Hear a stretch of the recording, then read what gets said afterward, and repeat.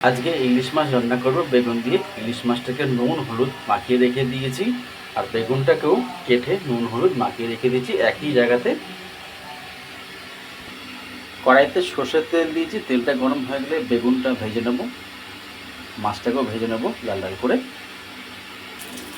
বেগুনগুলো লাল লাল ভাজা হয়ে এসছে, আর একটুখানি ভেজে নেব লাল লাল করে। বেগুন লাল লাল করে ভেজে নিয়েছি, ইলিশ মাছটাকেও লাল লাল করে ভেজে নিয়েছি। ফোড়নে দিলাম কালো জিরে, 6 পিস কাঁচা লঙ্কা দিয়েছি, ঝোলটা ফুটেই গেছে। নুন আর হলুদটা দিয়ে দেবো ঝোলের মধ্যে। আমি এখন 2 মিনিটের জন্য ঢাকা দিয়ে রেখে দেবো। ঝোলটা ভালো মতন ফুটে গেলে পরে মাছ ভাজা আর বেগুনটাকে ঝোলে দিয়ে দেবো। আজকে আমি ইলিশ মাছ বেগুন দিয়ে হালকা পাতলা ঝোল রান্না করলাম। এরকমভাবে আপনারা করবেন, খেতে খুবই ভালো লাগবে। ঝোলটাও ফুটে গেছে, এবার ভেজে রাখা মাছ আর বেগুনটাকে দিয়ে একটু ফুটিয়ে নেবো। ভেজে রাখা মাছ আর বেগুনটাকে আমি ঝোলের মধ্যে দিয়ে দিলাম। 5 মিনিটের জন্য একটু হাই ফ্লেমে ঢাকা দিয়ে রেখে দেবো।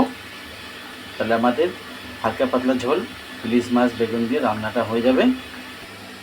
ইলিশ মাছ দিয়ে বেগুন দিয়ে পাতলা পাতলা ঝোল রান্না করা হয়ে গেছে, ঝাল ঝাল করে কালো জিরে ফোড়ন দিয়ে। আপনারা এরকমভাবে করবেন, খেতে খুবই ভালো লাগবে। মুরগির মাংস রান্না করবেন। মুরগির মাংসটাকে ভালো করে ধুয়ে নুন মাখিয়ে রেখে দিয়েছি জল ঝরাতে।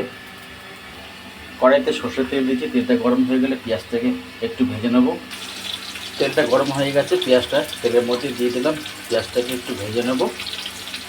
পেঁয়াজের মধ্যে মাংসটাকে দিয়ে দিলাম, একসাথে একটু ভাজা ভাজা করে নেব। আদা রসুন পেঁয়াজ টমেটো কাঁচা লঙ্কা বাটা আমি এবার দিয়ে দেবো এতে।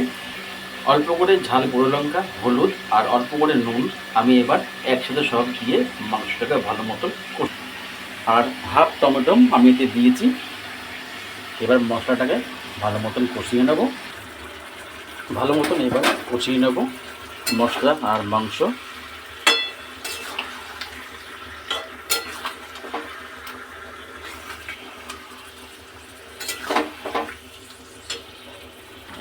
একটু কালার হওয়ার জন্য কাশ্মীরি গুঁড়ো লঙ্কা দিলাম আর তেজপাতা দিলাম। তেজপাতা দিলে এমনিও পুড়ে যায়, তো আমি ওপর থেকে দিলাম, টেস্টটা চলে আসবে। এবার মশলাটা ভালো মতন কষিয়ে নেব।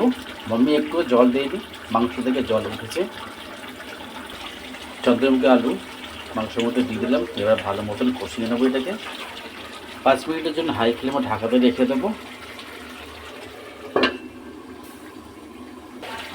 কষানো হয়েছে, আর একটু কষাবো।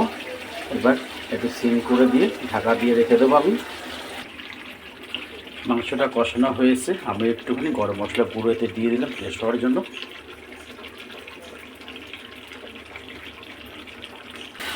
মাংসটা ভালো মতন কষানো হয়ে গেছে, এবার সেদ্ধ হওয়ার জন্য একটু মশলার জলটাও দিয়ে দেবো এতে। মাংসটা ভালো মতন কষানো হয়ে গেছে, সেদ্ধ হওয়ার জন্য আমি জল দিয়ে দিয়েছি। এখন হাই ফ্লেমে রেখে দিলাম ঢাকা দিয়ে কিছুক্ষণের জন্য। ঝোলটা ফুটে গেছে, এখন একটু সিম করে দেবো। আলুগুলো সিদ্ধ হয়ে যাবে আর মাখা মাখা তরকারিটা হয়ে যাবে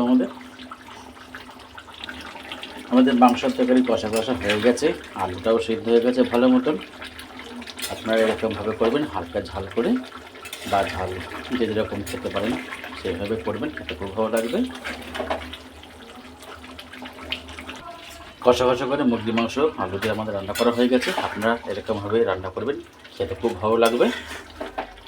আর গরম গরম ভাত রান্না হয়ে গেছে আমাদের। যদি ভিডিওটা ভালো লাগে লাইক শেয়ার সাবস্ক্রাইব কমেন্ট জানাবেন। আজকের ভিডিওটা এখানে শেষ করলাম। নমস্কার।